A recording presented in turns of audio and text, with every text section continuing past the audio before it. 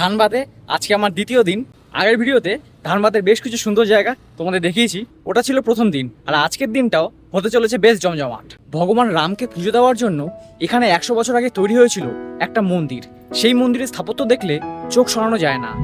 পাহাড়ের নীরবতা, প্রকৃতির সবুজে ঘেরা পরিবেশ আর তার মাঝখানে দাঁড়িয়ে থাকা এক অপূর্ব মন্দির, এই জায়গার সঙ্গে জড়িয়ে রয়েছে এমন এক ইতিহাস আর বিশ্বাস যা বছরের পর বছর ধরে ভক্তদের টেনে নিয়ে আসে এখানে। বলবো সেই কাহিনী, দেখবো এর অসাধারণ স্থাপত্য। তাহলে চলো ধানবাদের বুক থেকে শুরু করি আজকের এই আধ্যাত্মিক যাত্রা রামরাজ মন্দিরের পথে। 10টা 45 বাজে এখন। আমরা সব হোটেল থেকে বেরোবো। কোন হোটেলে আছি, কত ট্যারিফ, সব কিন্তু আগের ভিডিওতে দেখিয়েছি। এটা হচ্ছে শানি পাঞ্জাব হোটেল। এরিয়াটা কিন্তু বিশাল বড়। এই পার্কিংয়ের ওখানেই রুমগুলো রয়েছে। আর ওই রাস্তার ধারে হচ্ছে রিসেপশন। ওই রিসেপশনের উপরে কয়েকটা রুম আছে, ওইখানে আমি ছিলাম। আমাদের এই টোটাল 3টে গাড়ি, 2টো আর্টিকার, একটা বোলেরো। 2 দিন ঘোরাতে টোটাল 9,000 টাকা করে নিচ্ছে, মানে একটা গাড়ি 9,000 টাকা করে নিচ্ছে। বুকিং করার জন্য ফোন নাম্বার ডেসক্রিপশনে দিয়ে দিলাম। প্রথমে চলে আসলাম রামরাজ মন্দির, আমাদের হোটেল থেকে 40 মিনিট দূরে। মন্দিরে ঢোকার আগে পুরো বাইরে পুরো মেলা বসে গেছে, পুজোর সামগ্রী বিক্রি হচ্ছে এখানে।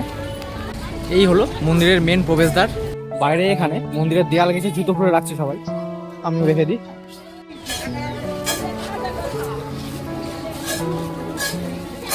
এখানে আবার পায়ে জল দিয়ে ঢুকতে হবে, না পা পরিষ্কার করে ঢুকতে হবে, দিয়ে জল বেরোচ্ছে।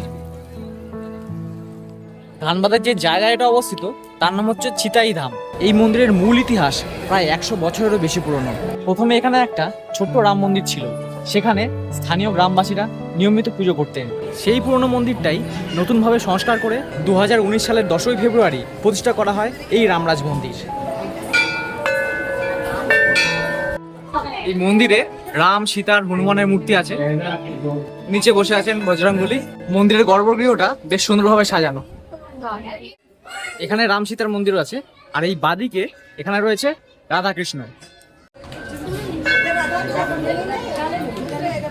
এছাড়াও দুদিকে আরো 2টো গর্ভগৃহ রয়েছে, চলো দেখি এক এক করে। ও 2টো না, বেশ অনেকগুলোই রয়েছে। আচ্ছা, এখানে শিবলিঙ্গ আছে। আর তার উল্টো দিকেই বিরাজমান শিব এবং পার্বতী। আচ্ছা, এখানে আবার ফটো তুলে বাঁধিয়ে দিচ্ছে। ওই যে ওখানে দাঁড়িয়ে আছে ফটোগ্রাফাররা। আচ্ছা, এইদিকে আবার বজরংবলীর একটা আলাদা মন্দির রয়েছে। তার পাশেই এখানে বজরংবলীকে পুজো দিয়ে মানত করছেন অনেকে। প্রথম দিকে এখানে একটা গাছের নিচে ছোট আকারে শ্রীরামের উপাসনা স্থল ছিল বলে স্থানীয়ভাবে প্রচলিত।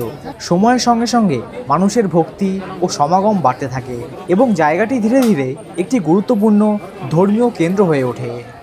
এখানে হনুমানজির পাশে এই দিকে রয়েছেন গণপতি বাপ্পা, মানে গণেশ ঠাকুর। এই মন্দিরের সামনে ছবি তুলে বাঁধিয়ে দিচ্ছে, 50 টাকা করে একটা ছবি। এই রামরাজ মন্দিরের স্থাপত্যে আধুনিক উত্তর ভারতীয় হিন্দু মন্দির শিল্পকলা দেখতে পাচ্ছি আমি। উঁচু উঁচু শিখর, তার সাথে সাদা রঙের মার্বেলের কাজ, প্রশস্ত প্রবেশদ্বার, বিশাল বড় খোলা প্রাঙ্গণ, তার সঙ্গে সূক্ষ্ম কারুকাজে ভরা স্তম্ভ, সব মিলিয়ে বেশ একটা মনোমুগ্ধকর প্রশান্তির অনুভূতি রয়েছে এই মন্দিরে। ঢুকেই বাদিকে এখানে হচ্ছে রাম, লক্ষ্মণ এবং সীতা রয়েছেন। আর ওখান থেকে বাদিকে চলে গেলে তুমি রাধা কৃষ্ণকে দেখতে পাবে। আবার এদিকে আসলে এখানে রয়েছেন শিব এবং পার্বতী। এখানে বজরংবলীর মন্দির, আর তার পাশে রয়েছেন গণপতি বাপ্পা।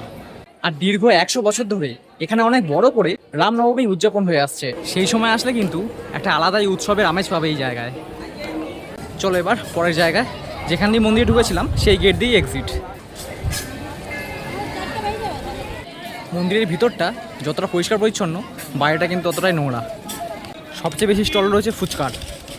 এই ধানবাদের রাস্তাঘাট কিন্তু বেশ ভালো, মানে কলকাতার থেকে তো ভালো অন্তত, আমি এক্সপেক্ট করিনি এটা। আর এই রামরাজ মন্দিরের বাইরের পরিবেশটা কিন্তু অসাধারণ। পাহাড় চারিদিকে, বন জঙ্গল, বাইরে সব গাড়ি দাঁড়িয়ে ছিল। আমরা ওই সাইড দিয়ে উঠে গেলাম, উঠে ওই দিকে হচ্ছে মন্দিরটা সামনেই।